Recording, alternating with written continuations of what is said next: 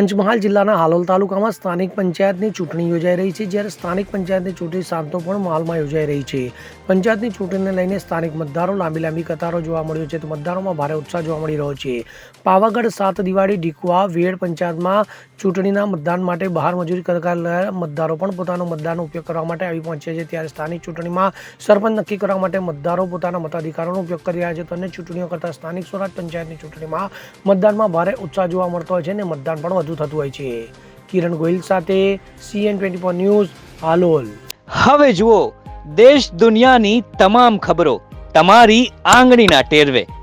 ઉઠાવો મોબાઈલ અને Google Play Store પરથી ડાઉનલોડ કરો અમારી CN24 ન્યૂઝ મોબાઈલ એપ.